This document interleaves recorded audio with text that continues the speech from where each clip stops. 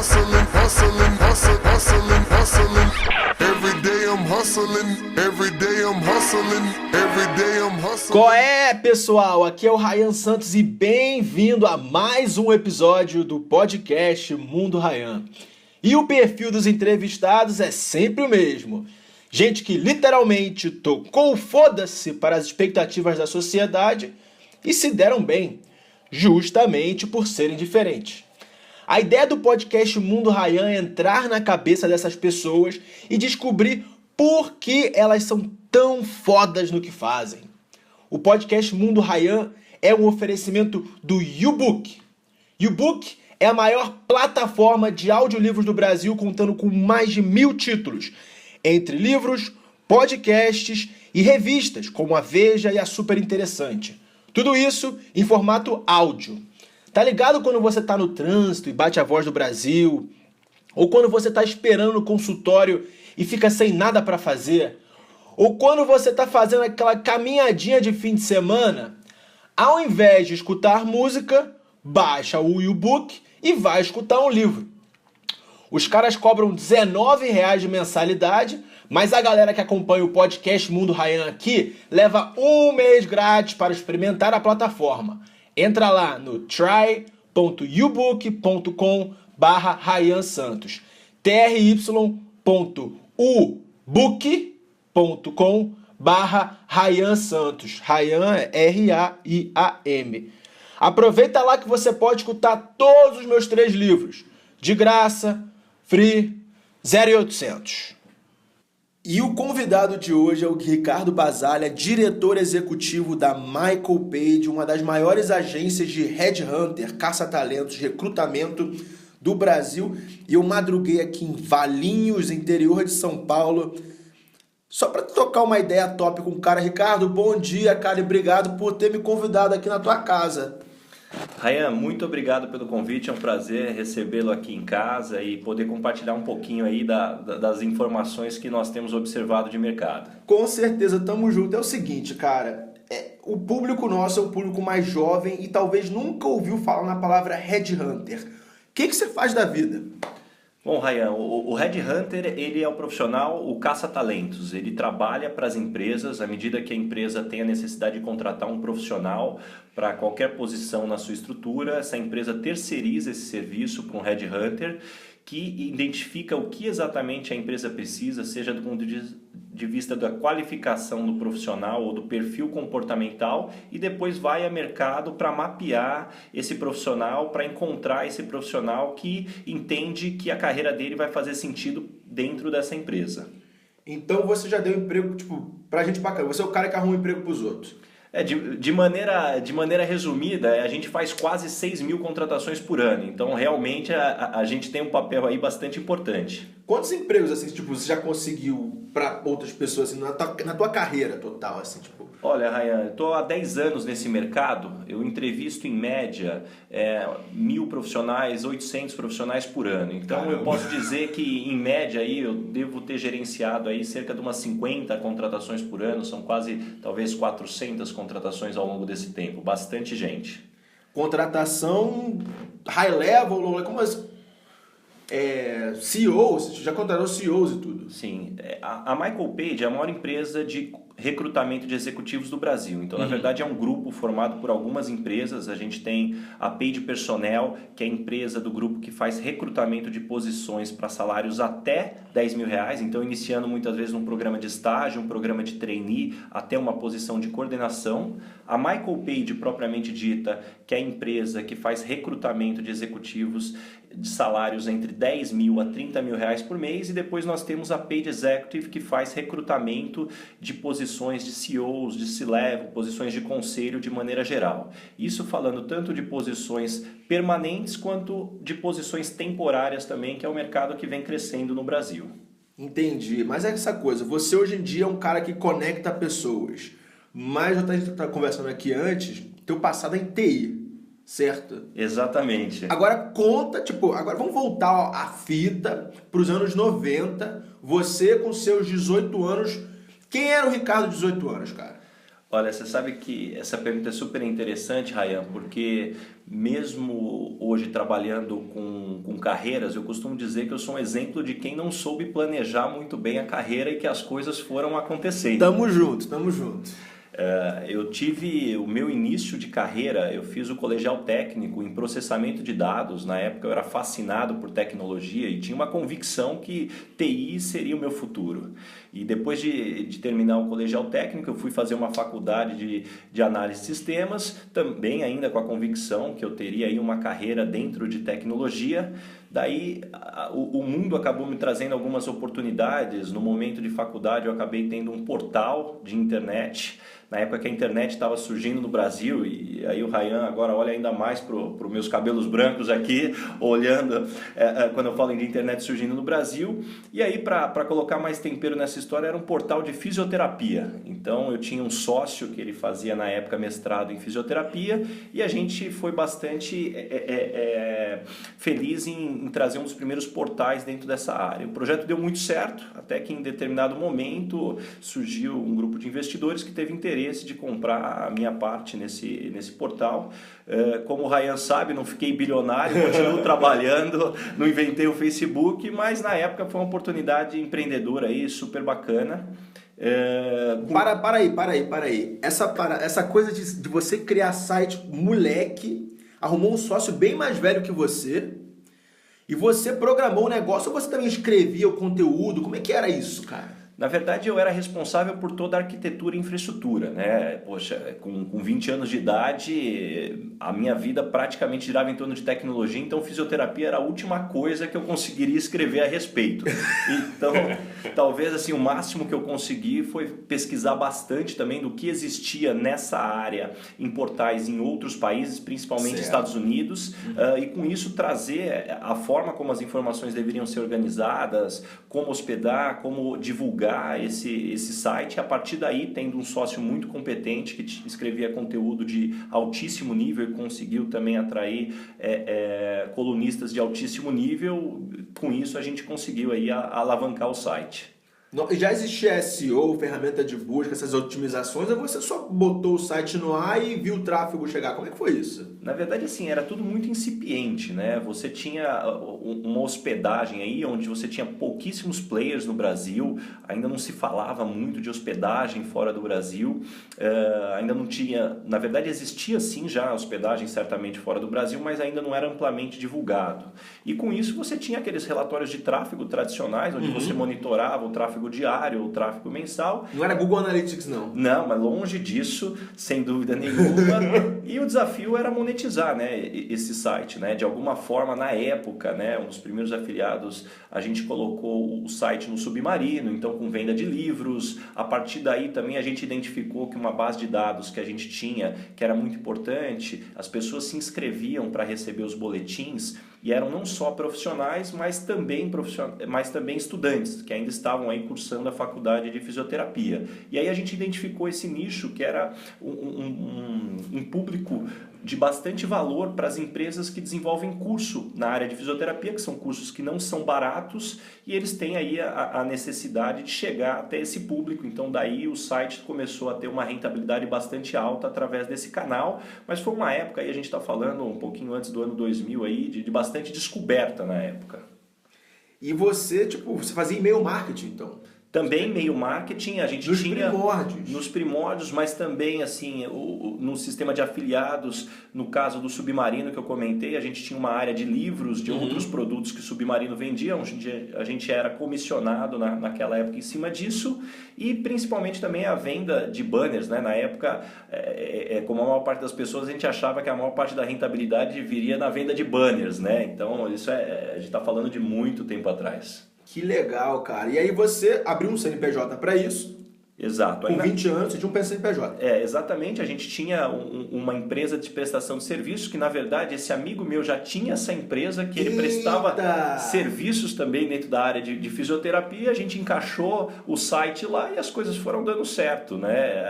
À medida que depois que foi crescendo. Caramba, e aí, beleza. Aí veio um grupo de investidor, bateu na tua porta e falou: Ricardo, eu quero comprar teu site. Foi tão fácil assim? Na verdade, ele aconteceu sem muito planejamento. Na verdade, chegou um grupo de investidor, onde o meu sócio antigo ele tinha interesse de manter o site e já acoplar ele num grupo maior de cursos, que tinha uma série de serviços dentro da área de fisioterapia, e aí acabou surgindo essa oportunidade, né? Mas o bacana dessa história foi que essa negociação acabou saindo alguns meses antes do estouro da bolha de internet. E às vezes as pessoas me perguntam, pô, Ricardo, foi visionário a venda do site? Eu falei, não, foi pura sorte, a questão de timing, de você chegar a uma proposta interessante num momento aí que casava também com que eu tinha um pouco de expectativa de carreira, que era seguir para outro lado. Você conhece a história do Mark Cuban? O Mark Cuban, ele é do Shark Tank, é do programa Shark Tank, e ele tem uma história parecida com você, mas ele botou bilhão, né? Ele vendeu a empresa dele por bilhões, um pouco antes da crise, a crise do dot-com bust de 2000 estourar no mundo, e todo mundo chama ele de visionário. Ele disse, não, foi sorte. Você também achou que foi sorte? Não, certamente, até porque na época eu estava terminando a formação na faculdade, eu morava no interior de São Paulo, em São José do Rio Preto, queria me mudar para São Paulo para trabalhar lá, então foi, na verdade, uma série de fatos aí que me fizeram a chegar nessa conclusão. Não teve um pouco de acaso, um pouco de sorte, um pouco do que eu tinha de plano de vida também, e aí as coisas acabaram acontecendo. Aí beleza, o que acontece? Você tinha 22 anos, com uma pilha de dinheiro na mão. E agora, cara? Porque, quando eu era muito jovem, eu tinha uma pilha de dinheiro na mão e eu comecei a fazer um monte de bosta. Eu perdi a linha, basicamente. Como é que você lidou com isso? Acho que o primeiro ponto é que assim, a pilha de dinheiro não veio um cheque legal que deu para aproveitar um pouquinho a vida, mas até porque naquele momento a internet no Brasil o ambiente era muito menor, então os valores negociados eram muito menores, então na verdade foi mais uma plataforma financeira mínima para eu conseguir me mudar para São Paulo e me sustentar enquanto eu ia desenvolver minha carreira dentro do que eu tinha de plano, do que uma pilha de dinheiro. Então, longe do exemplo que você trouxe aí do Mark, mas de certa forma foi um período onde me ajudou muito a desenvolver autoconfiança, o sentimento de que realmente acredite num projeto que você vai ser capaz de executar com, obviamente, bastante dedicação e energia em cima disso. E aí, você mudou para São Paulo e voltou para trabalhar com TI? Exatamente. Nesse ponto, quando eu me mudei para São Paulo, eu logo tive o convite para trabalhar numa grande operadora de telefonia celular, na área de projetos em e-commerce. Eu me mudei para São Paulo com 20 anos, próximo de completar 21 anos. Acabei me formando bastante rápido na faculdade, até porque eu tinha feito colegial técnico, consegui ter o crédito de algumas matérias. E aí eu trabalhei nessa operadora dos 20 aos 23. E nesse momento eu acabei descobrindo que tecnologia por si só não seria o projeto final de carreira, né? Onde eu teria toda a minha carreira. Eu acabei trabalhando nessa operadora, cheguei a ter uma equipe bastante grande em determinado momento como consultor, né? Através de uma consultoria, uma equipe aí de quase 70 pessoas, bastante jovem, e aí eu fui descobrindo que não era esse o plano de carreira que eu gostaria de ter aí ao longo dos anos. Para tudo. Você tinha 20 anos de idade, tinha seu CNPJ. Com 23, você liderava uma equipe de 70 pessoas. Exato. Como é que é isso? As pessoas respeitam um moleque mandão? Como é que é isso? Esse é um dos desafios, né? Porque quando você normalmente faz um curso técnico, uma faculdade técnica, você desenvolve muito pouco o lado comportamental, o lado humano, o lado de gestão. Então, na sua cabeça, né, quando você é muito jovem, você entende que basicamente, como você tem o conhecimento técnico, é o suficiente para você fazer gestão. Como você tem o conhecimento técnico, automaticamente as pessoas deveriam te respeitar, porque você conhece, e automaticamente tudo que você pede para essas pessoas, elas vão fazer sem questionar, vão cumprir prazo, vão cumprir todo o cronograma, o custo que você tem, e aí são alguns tropeços que você vai tendo ao longo da vida de descobrir que a vida não é tão binária como um profissional de TI muitas vezes no seu início de carreira acredita que possa ser. E da onde veio a inteligência emocional para você para você ter essa maturidade com 20 e poucos anos? Porque isso aqui é uma coisa que eu sinto que eu preciso e a galera da nossa idade precisa. Você, olhando para trás, 20, 21, 22, 23 anos, o que você tinha de diferente dos outros? Eu não sei se eu tinha tantas coisas assim, mas de certa forma algo que olhando para trás eu vejo que me fez muito bem foi ter saído da casa dos meus pais. Nossa! Ter ido morar sozinho numa cidade grande como de São Paulo, que basicamente ninguém vai te pegar pela mão, ninguém vai passar a mão na sua cabeça se você errar, então você vai tomando alguns tombos na vida. Então eu considero que esse foi um turning point, né? Até porque as contas chegavam no final do mês e se eu batesse o pé e perdesse o emprego, eu ia ter que arrumar alguma outra forma de pagar os custos fixos que eu tinha. Então esse ponto sem dúvida nenhuma ajudou. Outro ponto que eu considero, eu tive a felicidade de trabalhar numa área dentro dessa operadora que eu conheci pessoas muito capazes, muito inteligentes, alguns amigos que depois foram trabalhar aí nos mais diversos lugares do mundo, Estados Unidos, Oriente Médio, e pessoas que estavam aí em início de carreira. Então, algo que você mesmo, Ryan, fala muito, a regra dos 5, né? Regra dos 5. As 5 pessoas que você passa mais tempo junto vai definir boa parte do que você será, então sem dúvida nenhuma isso me ajudou. E eu sempre fui uma pessoa que adorou ler biografias, então eu sempre tive comigo que se você tiver que errar, tente errar em coisa nova, né? A humanidade deixou bastante conhecimento nesses milhares de anos que se passaram, então se você for minimamente perspicaz, você consegue evitar pelo menos os erros mais grotescos. Interessante. Você já lia nessa idade, com 20 e poucos anos, já lia, já estudava cases de sucesso de pessoas para aprender com elas.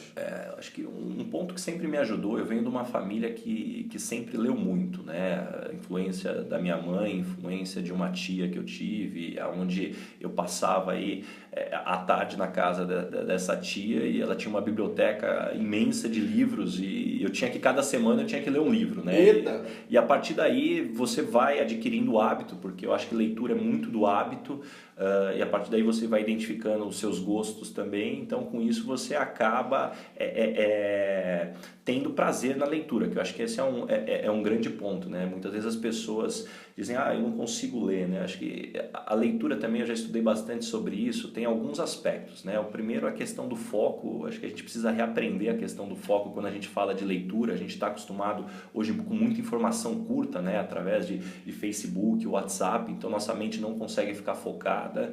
O segundo é realmente você identificar os assuntos que você tem interesse. Se eu for ler hoje um livro de química, naturalmente, por maior que seja meu foco, eu não vou conseguir ficar muito tempo com isso. Terceiro, aí são coisas mais básicas, né? Aonde você vai ler te deixa confortável, porque muitas vezes o que te impacta na leitura, muitas vezes é você estar sentado num lugar desconfortável ou num ambiente que tem barulho, que tem interrupção, então também tem o ambiente. Mas enfim, voltando ao ponto, eu acabei desenvolvendo esse hábito de leitura que me ajudou muito, que eu agradeço bastante minha tia, minha mãe também, meu pai, a gente sempre teve livros em casa, desde pequeno até gibi, que sempre ajudou o hábito da leitura, então daí acho que sempre foi um canal aí de muito aprendizado. Entendi, então não foi sorte, irmão.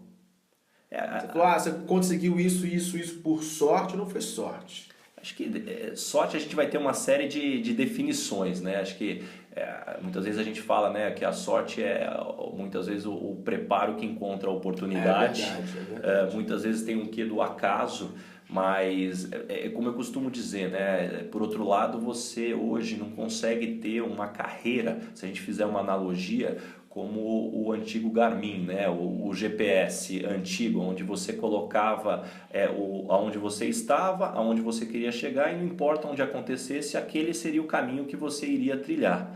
Hoje o desenvolvimento de carreira está muito mais com o Waze. Você coloca aonde você quer chegar e ao longo do caminho talvez vai ter uma série de desvios, uma série recalculando rota, né? Então é um pouco do que é o dinamismo de hoje. Então no caso você estava gerenciando uma equipe de 70 pessoas, era chefe, ganhava bem, morava sozinho em São Paulo. E aí, o que aconteceu? Depois nesse momento, né, e o morar sozinho, isso foi depois de algum tempo, né, como toda pessoa que chega numa cidade grande, né, a gente nós éramos em 7 morando no mesmo apartamento, e aí tem uma história super engraçada, Apartamento de cobertura com 7 quartos, né?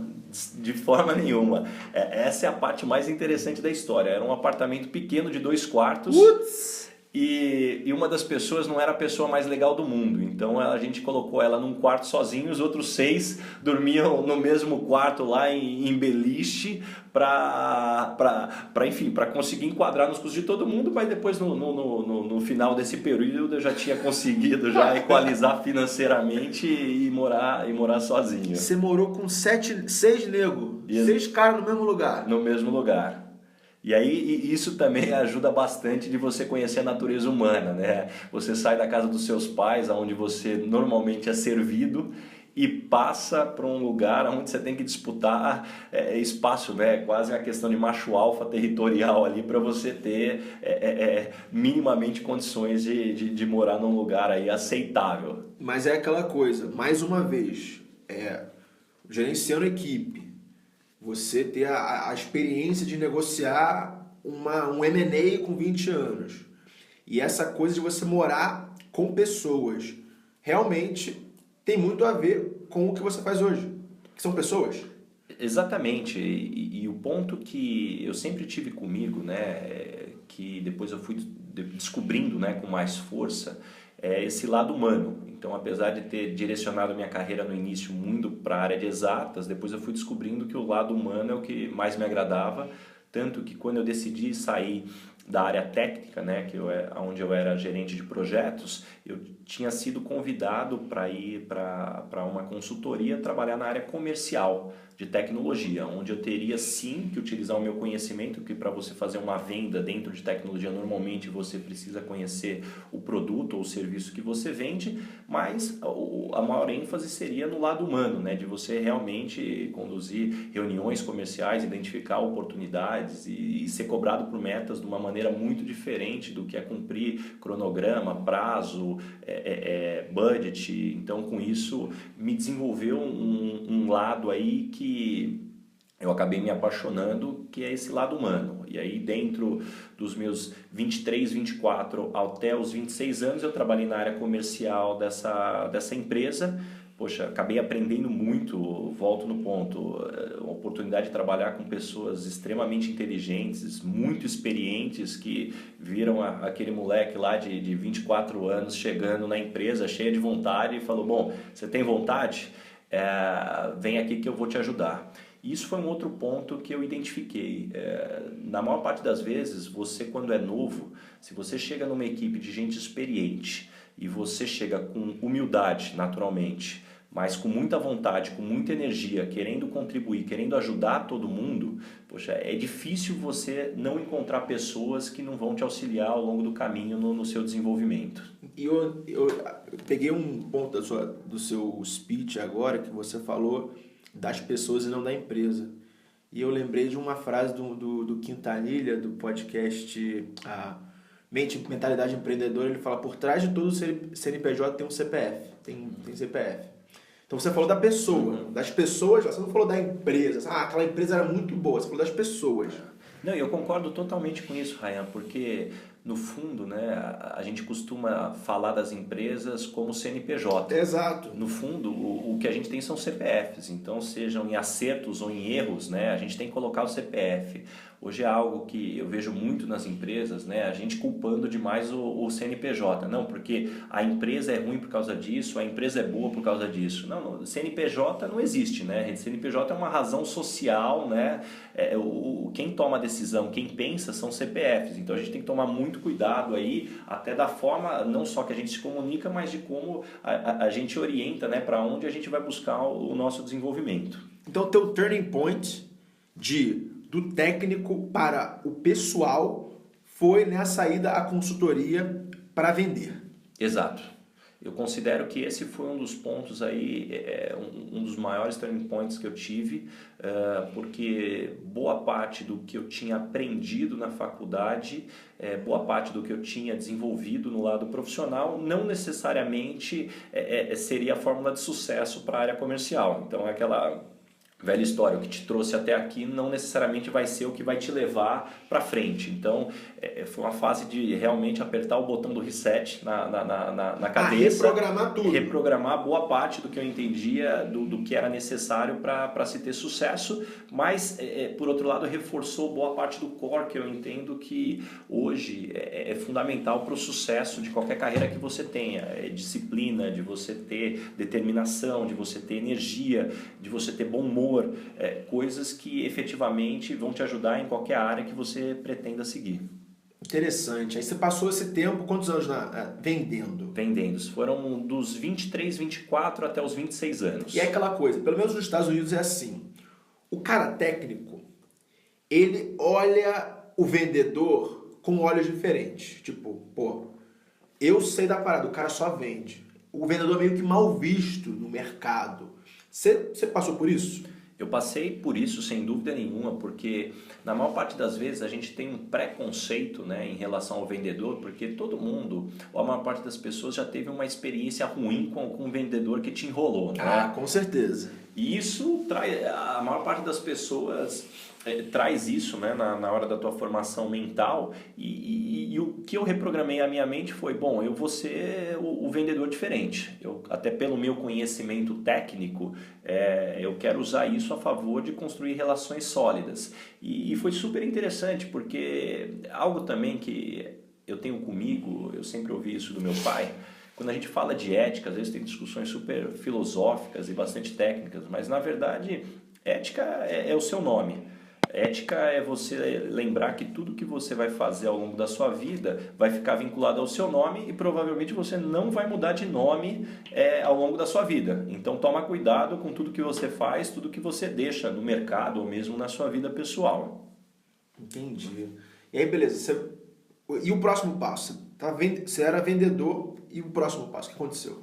Depois disso foi quando surgiu a Michael Page na minha carreira. Então eu fui lá para fazer, a empresa não estava há tanto tempo no Brasil naquela época, apesar de já ter uma posição de liderança estabelecida, e fui lá participar de um processo seletivo para uma outra posição comercial numa outra empresa, e aí depois da entrevista o diretor da empresa na época olhou para mim e falou assim, olha Ricardo, se você quiser participar desse processo seletivo com o nosso cliente, poxa, a gente vai te encaminhar, tem uma chance grande de você avançar no processo, mas conhecendo um pouquinho do teu perfil agora, a gente acha que você teria condições, que você daria muito certo de vir trabalhar aqui com a gente. E você vai passar, hein? Isso é mais ou menos que, tipo, você... Não é? Vai passar mais ou menos isso que aconteceu lá atrás? Tipo, você estava entrevistando para o cliente deles, eles te puxaram para dentro.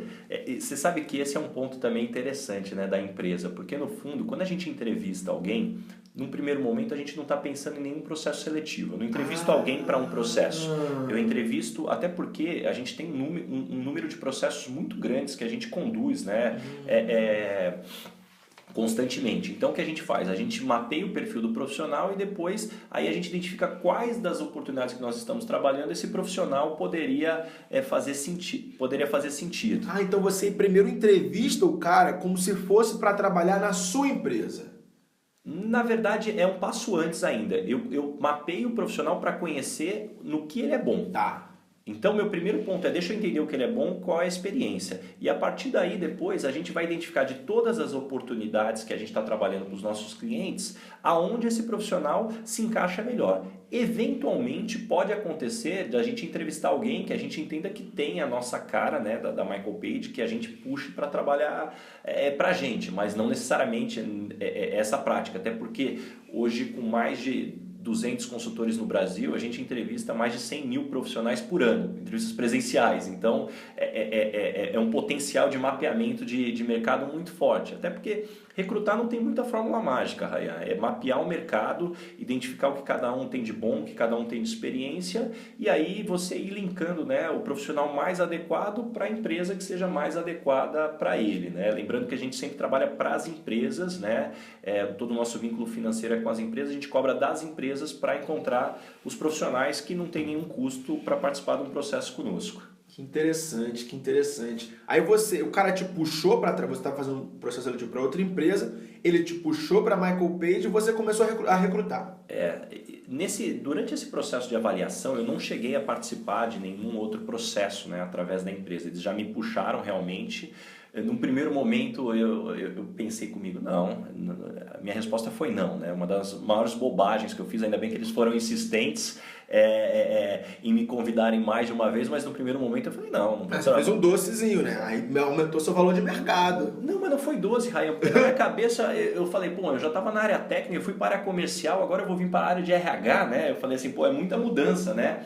Que também é outra coisa que, pelo menos no mercado, é algo mal visto. O RH, é uma área de, não sei, por exemplo, pelo menos em banco de investimento, o RH está lá embaixo na hierarquia da empresa, entendeu?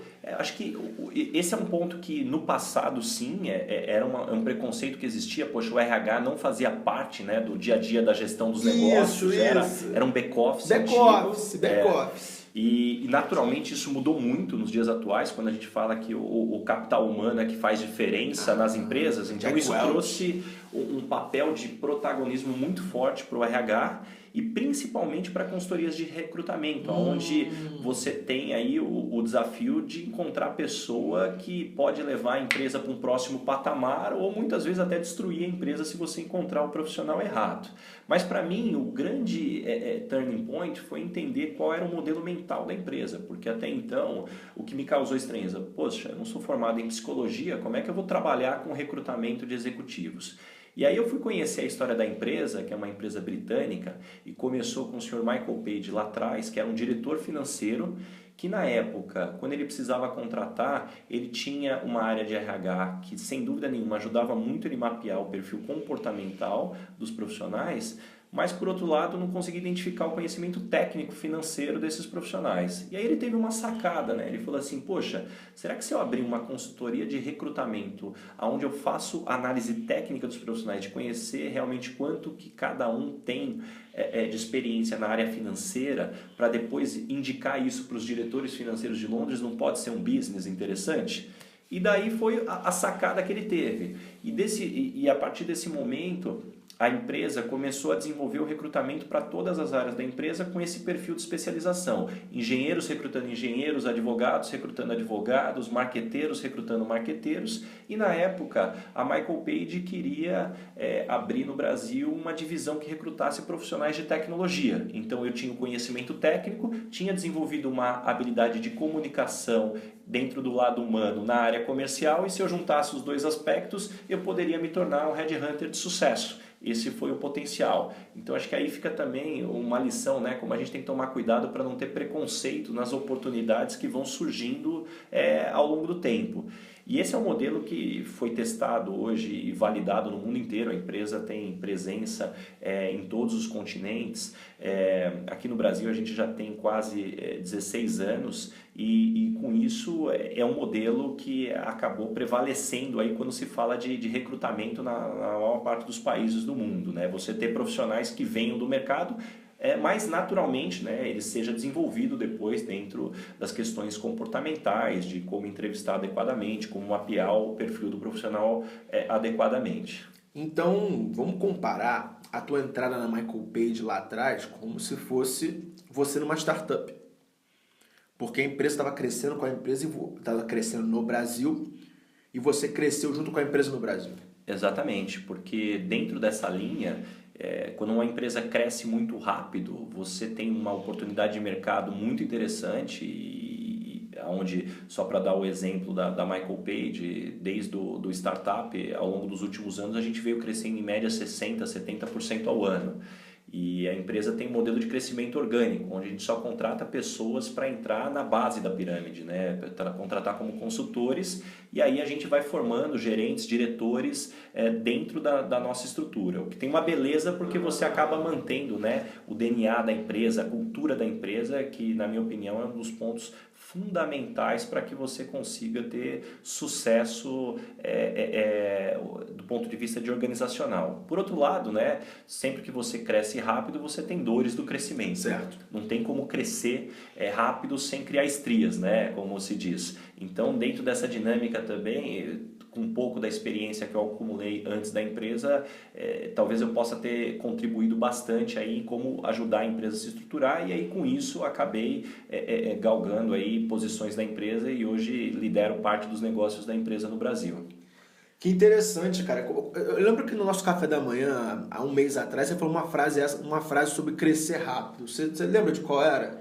Eu acho que eu lembro, Rayan. Eu me lembro que quando a gente estava falando sobre crescer rápido, você acaba tendo que fazer algumas escolhas, deixar algumas coisas para trás, né? E a frase que eu tenho é que quando você vai numa velocidade muito rápida, você acaba tendo multas por excesso de velocidade, né? E essas multas por excesso de velocidade pode ser ter que muitas vezes deixar de lado algumas coisas que você gostaria, ter custos com outras coisas. Então é muito dessa linha que eu penso de você, como é que você gerencia a velocidade que você vai colocando na tua vida. Multa por excesso de velocidade. Essa daí eu nunca mais vou esquecer. Eu lembrei, mas eu esqueci a frase correta, mas agora eu nunca vou mais esquecer. Valeu, Basaglia. E beleza, vamos lá. Você cresceu, assim, a Michael Page, ela não recruta de fora para cargos de topo. Todos os diretores, o pessoal lá de cima, é o cara que começou lá embaixo entrevistando trainee. Qual é a base da pirâmide? Qual é a pirâmide da base da pirâmide? A empresa ela trabalha no modelo onde normalmente o profissional vem da área ao qual ele recruta. Então, lembrando do conceito, advogado recrutando advogados, engenheiros recrutando engenheiros. Então, o profissional entra numa posição de consultora onde ele vai ser preparado por 6 meses para que ele possa efetivamente recrutar dentro dos nossos padrões.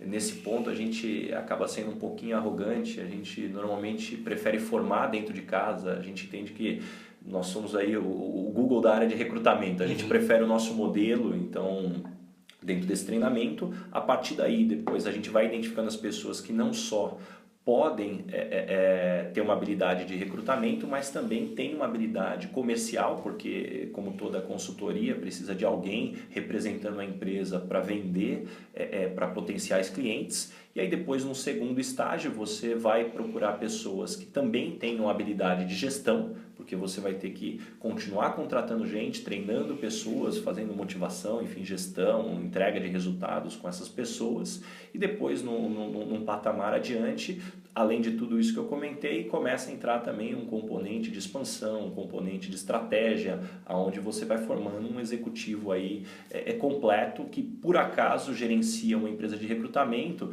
mas é um executivo que poderia gerenciar aí praticamente qualquer empresa dentro da área, ou a maior parte das empresas dentro da área de serviços, né? Numa gestão numa empresa tradicional.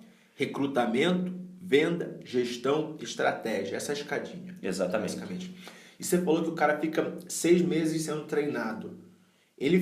Você contrata o cara e ele fica 6 meses sem gerar receita para a empresa, é isso? Ele começa, na verdade, é uma escadinha de receita, né? No D0, certamente ele acaba não gerando receita. Ao longo desses 6 meses, dificilmente ele vai gerar uma receita que ele se pague, para usar aí um termo mais simples de se entender. E a partir de 6 meses, a gente espera que ele já gere um lucro aí em cima do que ele custa para a empresa e o que ele começa a gerar de resultado para os nossos clientes, assim, se a gente for explicar de uma maneira simplista.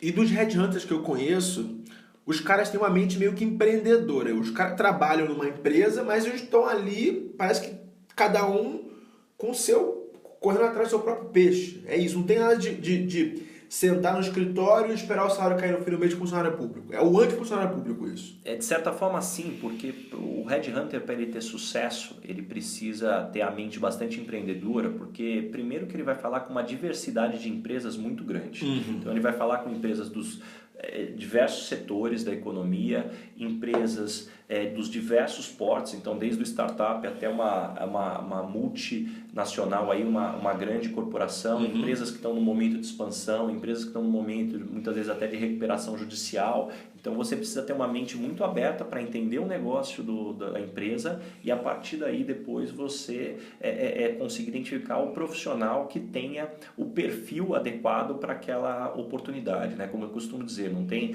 profissional bom ou profissional ruim, não tem empresa empresa bom, não tem empresa ruim. É como namorado e namorada. Não tem ruim, não tem bom. Tem o chinelo velho pro pé cansado, né? Sempre existe aí o match aí que a gente tem que procurar.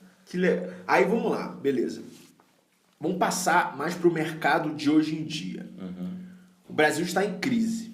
Isso é bom ou é ruim para a empresa de headhunter? Uma das belezas da empresa de recrutamento é que até hoje, aí 10 anos à frente da empresa, eu ainda não conheci um executivo, né, um líder da empresa que não tivesse disposto a contratar alguém que ou vai reduzir os custos ou vai aumentar a receita. Então são duas coisas. Ou o cara vai reduzir custo ou ele vai ganhar mais dinheiro para a empresa. Não tem, é binário. Quer dizer. Exatamente, não tem meio termo, né? Se você está numa posição onde você não consegue ver o valor, né, em ou reduzir custo para a empresa ou aumentar a receita, pode ter certeza que no futuro aí talvez a sua posição esteja aí num momento arriscado aí de existência. Então a pergunta que o cara que está ouvindo a gente tem que fazer é: eu estou aumentando receita? Eu estou reduzindo custo? Se tiver em cima do muro nos dois, o cara tem que se preocupar. Exatamente. E tocar o barco dele para frente. Se automotivar para fazer isso. E esse é o ponto, principalmente, eu não vou dizer que a pessoa que não consegue responder claramente essa pergunta vai ser demitida na semana seguinte.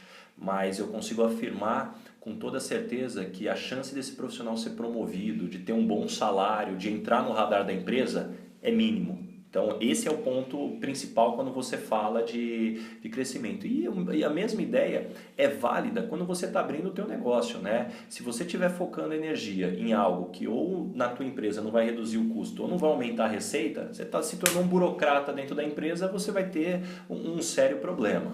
Até porque, né, eu sempre tive comigo que a única pessoa que põe dinheiro dentro da empresa é o cliente, né? O resto só tira. É salário, é custo de infraestrutura, tudo que vem depois tira dinheiro da empresa. O único que põe é o cliente. Então é como que você se posiciona aí como executivo ou como empreendedor, lembrando sempre dessa máxima. Entendi. Beleza, o Brasil está em crise, as pessoas estão contratando menos. Na verdade, quando a gente fala de contratação, a gente tem que tomar cuidado porque a contratação não necessariamente ela se faz só pela expansão, né, da empresa. Entendi. Existem muitas contratações, nesse momento principalmente, relacionadas a substituições. Vamos lá, vamos diferenciar. A expansão da empresa é o cara para aumentar... Na verdade, vamos pensar no momento que a empresa vive. Tá, né? okay. A expansão é quando a empresa está crescendo. Então, você precisa contratar mais gente para aumentar o número de funcionários que você tem. Para ganhar, tá ok. E a substituição é quando você não está contratando para aumentar o quadro. É porque tem alguém que ou não está tendo uma boa performance ou por algum outro motivo você quer substituir essa pessoa. Então, você contrata para trocar de pessoa dentro da sua empresa. Então, eu faço o replacement aí. E acho que esse é um ponto interessante de trazer de como as empresas de recrutamento observam o mercado. Até 4 anos atrás, quando o PIB crescia aí a 7%, todo mundo tinha preocupação de não conseguir crescer suficientemente para poder suportar o crescimento do Brasil. As empresas estavam num modelo amplo de expansão, né? Então, quase que 70%, 80% das contratações que a gente fazia eram posições de expansão. A gente contratava para aumentar o tamanho das empresas. Hoje, passado 4 anos e com o momento desafiador que a gente vive, essa proporção se inverteu. Hoje, 90% das posições praticamente são posições de substituição e só 10% de posições de expansão. Então o ponto as empresas continuam contratando, só que a maior parte das contratações são para substituir profissionais que não estão aí desempenhando a função esperada pela empresa. Então, o profissional de substituição, ele já é uma pessoa com mais experiência. Esse pode ser um prisma, mas a gente precisa antes dar um passo para trás para entender os motivos dessas demissões que estão acontecendo nas empresas e aí ver o que as empresas estão indo buscar, né? O primeiro motivo das substituições, né, das empresas quando vão buscar essa substituição, os bons resultados escondem as deficiências. Então tem muito profissional que ele era bom, entregava resultado quando o PIB crescia absurdamente. Hoje, como a maré baixou, né, você consegue ver efetivamente quem é bom, quem não é, né, separar os adultos das crianças. Acho que esse é o primeiro ponto. O segundo ponto é que muitos profissionais foram promovidos em épocas de mercado bom. Então, na hora que a empresa ia muito bem, ele acabou sendo promovido na carona desse crescimento e hoje esse profissional não está preparado para sentar nessa cadeira no momento de crise atual. Então, esse é o segundo motivo. O terceiro motivo é que acontece bastante quando o profissional está sendo substituído por atitude. É quando ele começa a culpar a empresa, ele culpa a empresa, né? Ele culpa o mercado, ele culpa os seus pares e ele mesmo não olha para dentro e não vê o que ele deveria estar fazendo de diferente, o que ele poderia fazer melhor. Até porque pensa o seguinte, já está bastante desafiador você liderar uma empresa num momento como esse. Você ter ainda alguém que você olha para o lado e não vê que o cara está remando junto, esse certamente vai ser um dos primeiros aí a ser substituídos. E quarto, o que acontece também é que até 3 anos atrás era muito comum as empresas contratarem um profissional pagando um salário maior do que gostaria e vindo com uma qualificação menor do que gostaria. Por quê?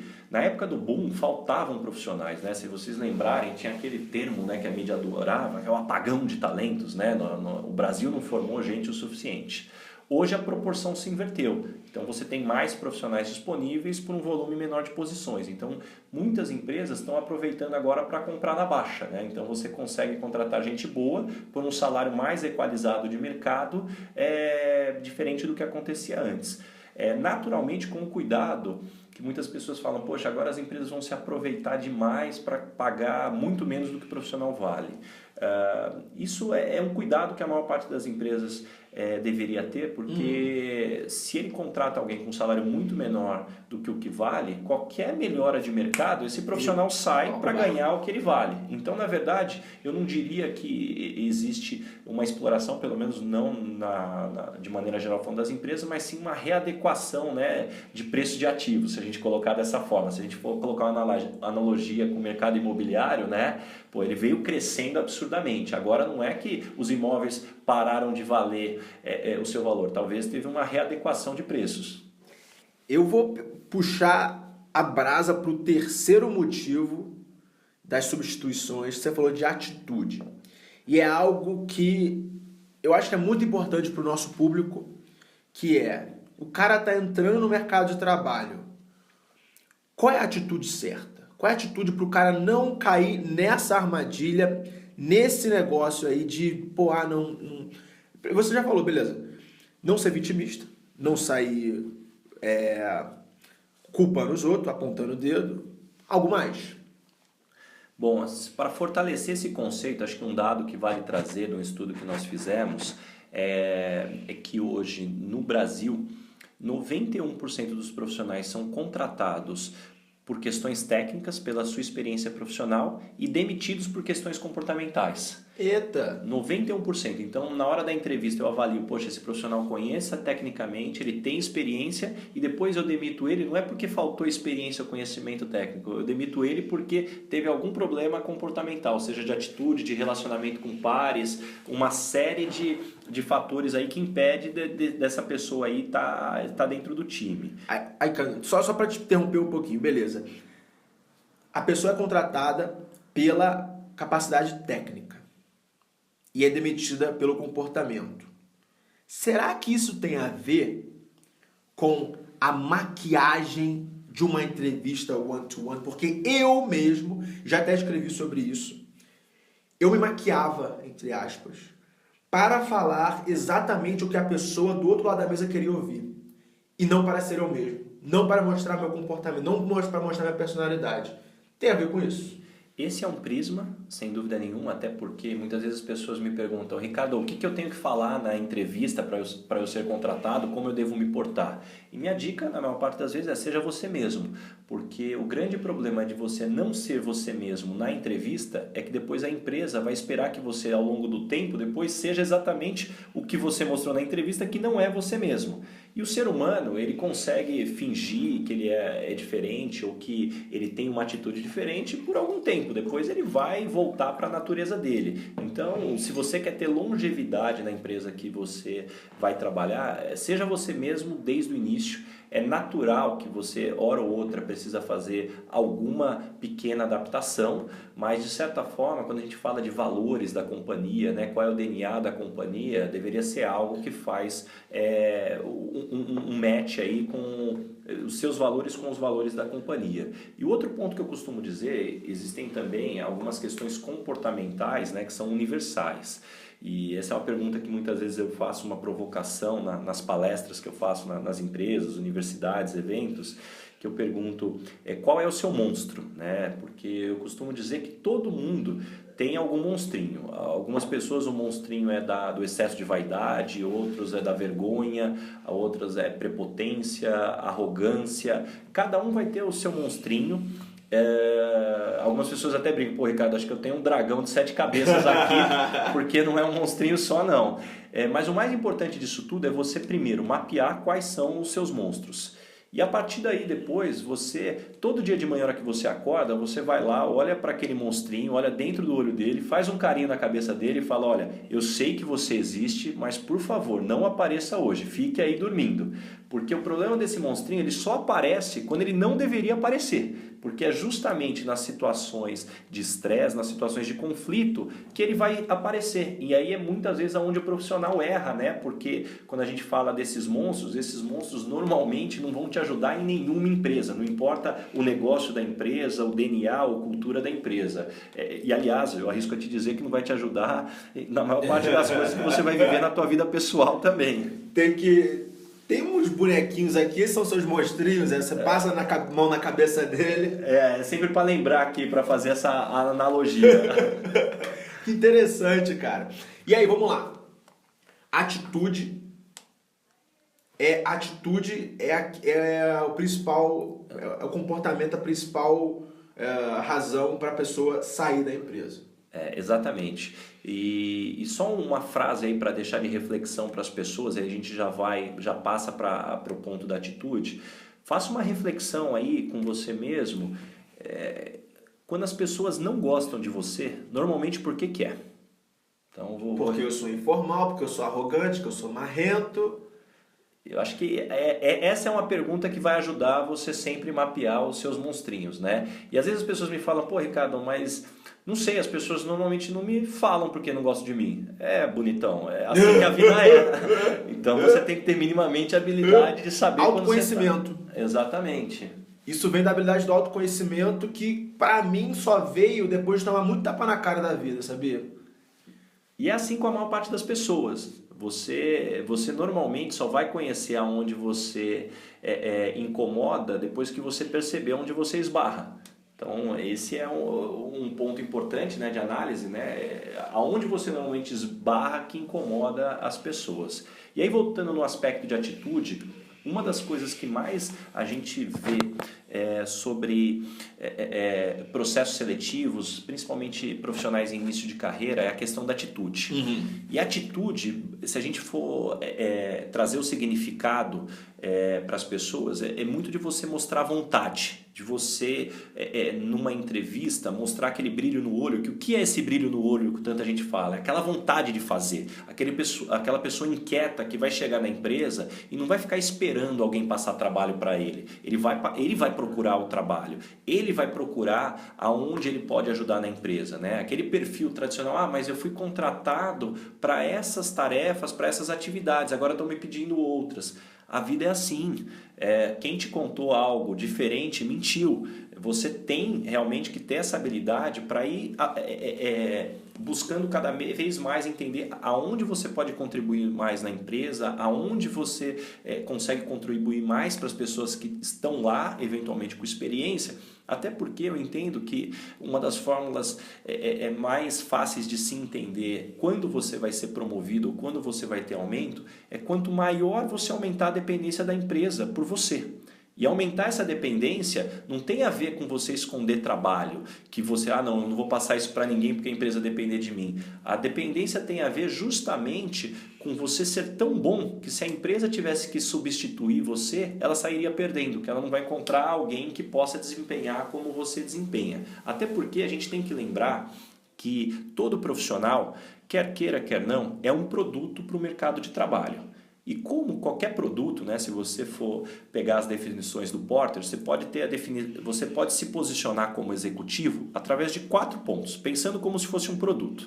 Eu posso ser o produto, mais barato, então esse é um posicionamento. Então o executivo ele pode virar e falar assim, poxa, eu vou ser o profissional que ganho menos em relação aos meus pares, isso garante a minha empregabilidade. Ok, mas não é a maior parte das vezes. Não, isso aí já vamos tirar fora, tá? Próximo. O segundo ponto é falar assim, eu não tenho diferenciais, mas eu invisto pra caramba em marketing, então eu sou um profissional mediano, mas eu faço networking pra caramba, eu me vendo pra caramba, pode ser um posicionamento, mas volto no ponto, não é o que vai te garantir a maior empregabilidade.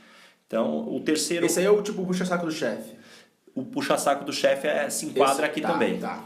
O terceiro é o profissional que sim, ele tem diferenciais e aí com isso ele consegue ter um salário acima da média de mercado, então seja porque ele conhece o idioma, ele tem determinada experiência, ele tem atitude em excesso, então ele tem diferenciais, é o terceiro, a maior parte das pessoas procura ir por esse caminho. E o quarto, que seria o melhor de todos, é quando você é um profissional tão diferenciado que o mercado tem até dificuldade em te comparar com outros profissionais. Por exemplo, quando o iPhone chegou no mercado, ninguém sabia se ele era caro ou barato, porque não tinha muita comparação. Poxa, mas ele é um celular, ele é um MP3 player, ele é uma máquina fotográfica, o que é realmente esse produto? E aí você não tinha muito parâmetro para dizer se ele era caro ou barato. Então esse é o ápice quando um profissional chega e fala assim, poxa, mas ele é tão completo que é difícil eu comparar ele com os mercados, com outras pessoas do mercado, e com isso, naturalmente, esse profissional tende a ter uma remuneração maior. Caramba, mano. Que louco, cara. Aí beleza, vamos lá. Vamos passar para a pessoa que... A gente falou agora antes sobre a inversão do mercado brasileiro de trabalho, que há 4 anos atrás faltava talento. Hoje em dia é a geração diploma. É gente que sai da faculdade e não consegue fazer nada. Aí ela vai lá e se enche de pós-graduação, se enche de mestrados, e o currículo dela tem 5 páginas, mas ela não tem uma experiência de trabalho. E eu acho que isso é algo que está acontecendo muito, e eu critico muito essa geração diploma, porque é o pessoal que se prepara muito, mas não faz nada, não entrega. Mas eu me sinto no meio que um mato sem cachorro, porque vai empreender. Empreender não é para todo mundo. O que você diria para essa pessoa que acaba saindo da faculdade, se esforçou tanto para conseguir aquele pedaço de papel e hoje está vendo que aquilo ali não é suficiente? Vamos lá, eu vou classificar em 2 aspectos. O primeiro deles é que, concordo muito contigo, acho que só a teoria dificilmente vai ter valor, isso não só no âmbito profissional, mas também no âmbito da vida. E o importante é que esse profissional busque colocar tudo isso em prática. E quando eu digo em prática, a maior parte das pessoas fica bastante travada na questão, poxa, me dê um emprego para eu mostrar ou para eu desenvolver. E tem uma série de aspectos que você pode desenvolver. Se você, por exemplo, está na época da faculdade, poxa, você trabalhou numa empresa júnior, você liderou... olha isso. Você liderou algum time, você chegou a se expor com algum cliente. Você pode muitas vezes trabalhar também numa ONG, onde, poxa, eu fiz captação de recurso, eu liderei pessoas, porque quando você fala de ONGs, de associações, de empresa júnior, normalmente por você não ter uma remuneração, se uma remuneração é muito menor e a dificuldade de atrair gente para esse tipo de oportunidade, você tem muito menos restrição de expor essas pessoas com menos experiência. Então esse é o primeiro aspecto. Procure oportunidades, dependendo da religião que você também tem grupos aí que você consegue se expor, né? E quando a gente fala de grupos, né, já escreveram há muito tempo atrás o conceito de masterminds aí, de você estar nos grupos certos. E então dentro desse aspecto busque desenvolvimento. E o segundo ponto que você tem que olhar é que parte também de você estar se expondo em alguns grupos, a parte desses grupos também, quem faz parte são altos executivos, dependendo do que você falar de associações, ONGs, de você falar também de empresas júniores. Então, com isso, você começa também a formar parte do seu network de algum executivo alto que vai te ver atuando de alguma forma, por mais que não seja algo corporativo, mas te ver atuando de alguma forma. E eu já vi muita gente comprando um fast pass na carreira, né, que é como eu chamo quem consegue criar uns atalhos, por conseguir ter a oportunidade de expor o seu potencial para um alto executivo que compra o perfil da pessoa e fala, cara, vem trabalhar comigo. Pô, gostei, vem trabalhar comigo, ou eu tenho um amigo meu que conseguiria você e te conecta. Exatamente. Ou muitas vezes você vai conhecer gente boa que pode ser um potencial sócio se você tiver um perfil empreendedor. Então é não ficar parado esperando, basicamente. Não esperar a oportunidade cair do céu. Ah, o mercado está ruim, então eu vou esperar. Não. Esse é o profissional que definitivamente não vai ter sucesso, né? É o que a gente brinca, né? É o profissional que gosta muito do Zeca Pagodinho, né? Deixa a vida me levar. A vida leva eu... E aí esse definitivamente vai ter muita dificuldade, porque esse sim, no conceito literal da palavra sorte, tá contando com a sorte. E a sorte só acontece para quem trabalha.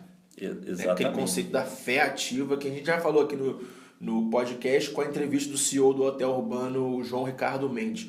A gente está terminando o podcast, só para terminar essa parte da geração Y. Qual que você acha, assim, tipo...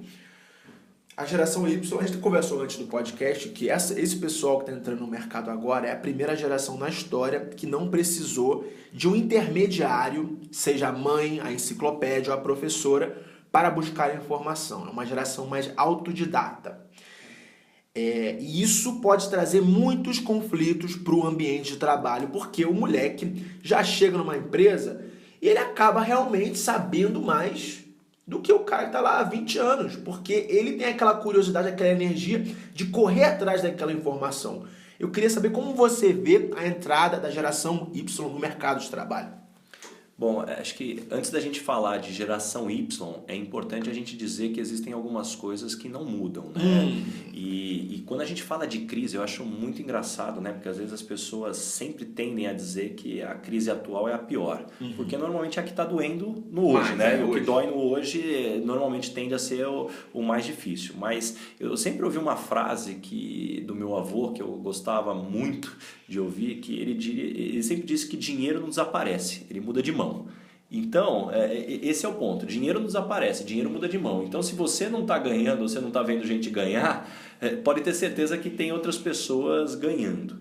E também quando a gente fala de crise, a gente tem que tomar cuidado, porque a gente dá o nome de crise para muita coisa na vida, né? E no fundo, assim, normalmente o que a gente chama de crise deveria ter outro nome.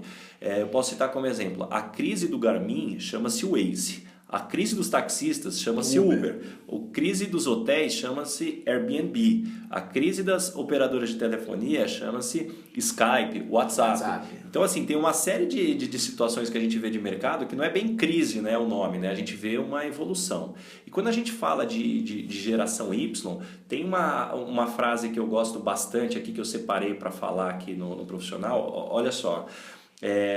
Nossa juventude adora luxo. Ela é mal educada, caçoa da autoridade e não tem o menor respeito pelos mais velhos. Nossos filhos hoje são verdadeiros tiranos. Eles não se levantam quando uma pessoa idosa entra, respondem aos seus pais e são simplesmente maus. Sabe quem escreveu essa frase? Sócrates, 400 anos antes de Cristo. Então esse conflito de gerações ela existe desde que o mundo é mundo. O que acontece hoje é que você tem um componente tecnológico que faz com que você tenha perdido o referencial de onde buscar informação. Então, a nossa geração, da minha idade, eu estou com 35 anos, a gente foi acostumado a ser criado onde se eu precisava de informação, eu ia buscar no meu pai, eu ia buscar na minha mãe, nos meus avós, nos meus tios, nas pessoas mais velhas. Hoje, o pessoal mais novo, quando ele te pergunta alguma coisa, você responde, a primeira coisa que ele faz é jogar no Google para ver se você está certo ou não, e aí ele traz uma referência de alguém super sênior justamente para te questionar. Então, isso sem dúvida nenhuma, a relação de hierarquia, né? A relação de respeito mudou bastante. Isso está trazendo um impacto dentro das empresas. O que a gente tem que tomar cuidado, que essa eu dou a dica para os mais novos, não é porque você tem maior acesso à informação que você já aprendeu a fazer o uso dessa informação. Então a gente tem que tomar bastante cuidado com isso, porque muitas vezes essa geração acha que ter acesso à informação é o suficiente. No fundo, quando a gente fala de business, né, nos livros de negócio, a gente vê que a ideia, a criatividade, ela acaba sendo apenas a pontinha do iceberg, né? O grande diferencial está na execução, o que você faz com isso. Foi um tapão na cara essa daí. É o diferencial que você faz com a informação que você tem, não com a informação que você tem. Isso vem muito, tipo, ano passado eu li 267 livros, mas eu não executei. Aí esse ano de 2016 está na execução, tipo, eu focar de resto. Eu tive esse momento, essa epifania, caramba, realmente, a informação está aqui. E agora? O que eu vou fazer com ela? Putz. Pô, top, hein? Para terminar, as perguntas de sempre. Sucesso, primeira pessoa que vem na sua cabeça quando eu falo a palavra sucesso. Uma pessoa. Uma pessoa, quando você fala sucesso, bom, pergunta difícil, hein? Demorei demais, né? Mas de bate-pronto assim, eu colocaria Jack Welch. E por que o Jack Welch? Ele é muito criticado. As pessoas, como um guru, as pessoas dos Estados Unidos do mercado, eles criticam o Jack Welch pra caramba. Vamos lá, por que o Jack Welch? Ele foi um dos primeiros executivos a trazer o componente humano muito forte para as organizações. Foi o que você falou lá, que o livro dele, o livro amarelo, qual foi esse último livro amarelo que ele soltou? É Winning, Paixão por Vencer. Paixão por Vencer. E a sacada que eu tirei desse livro foi o que ele falou sobre o diretor, quer dizer, o diretor de recursos humanos da empresa, que na grande maioria das empresas é um cara lá embaixo no back-office. E ele falou, nas empresas tops, esse cara é tão importante quanto o CFO, quanto o cara de tecnologia, quanto o CEO. Então, quando você estava falando sobre isso, eu lembrei de Jack Welch. Agora você falou de Jack Welch. Então, explica para a galera que não conhece quem é Jack Welch e por que ele é um cara top. Bom, Jack Welch foi um dos líderes mais reconhecidos dentro dos Estados Unidos e globalmente falando, né? Ele teve a sua carreira na GE, construiu toda a sua carreira e foi um dos executivos, né, que ficou mais tempo na cadeira de presidente da GE, em todos os negócios da GE, e trouxe um dos maiores crescimentos para a empresa. Ele tem dentro de algumas diretrizes, né, de não só a questão do foco na liderança, se você não for o primeiro ou o segundo colocado naquele setor, vende a empresa e foca no que você é melhor, mas também trazendo muito o componente humano, né, de você jogar xadrez dentro de uma corporação, de conseguir trazer as peças certas para os desafios certos, né, e aí daí você tem muita gente, né, você tem o Jim Collins que fala muito com isso, né, o maior desafio como líder é você encontrar as pessoas certas e capazes, coloca todo mundo dentro de um ônibus e decide onde essas pessoas têm que ir, né? Porque as pessoas inteligentes vão te ajudar a encontrar o caminho, né? Então tem muito disso hoje que eu entendo que é o futuro das empresas que vão ter sucesso no mercado. Top. E falam, não vale esse livro Winning, mas o livro que você mais deu de presente na sua vida. E por quê? O livro que eu mais dei de presente, tirando o Winning, olha, eu vou citar o do Jim Collins. Good to Great? Good to Great. Eu acho que ele traz um componente que é muito interessante, que além de você ter o foco no cliente, é você ter aquela paixão, aquela energia de você realmente colocar para a execução, de melhorar todos os dias, né? O que ele fala muito... Kaizen, conceito japonês de melhoria contínua todos os dias. E o 20 Miles March também, que ele fala muito no último livro dele, que você tem que ter a tua meta de evolução dia a dia, porque seja como empresa ou como pessoa, você tem uma janela de oportunidade diária de conhecimento que você pode adquirir. Se você não tirar proveito disso hoje, amanhã você não vai conseguir aprender o dobro, porque hoje você não aprendeu. Então todos os dias você precisa estar aprendendo para estar aproveitando aí essa janela de aprendizagem que todo ser humano tem. Good to Great em português é o quê? Empresas que vem... Não é quê? Eu não tenho certeza. Eu vou botar aqui na descrição no YouTube, no SoundCloud, vou pesquisar e vou botar aqui embaixo para a galera baixar o link. Mas eu tenho uma reserva com esse livro, porque esse livro ele pegou cases de empresas, certo? De 20 anos atrás, mostrando por que essa aqui se deu bem, certo?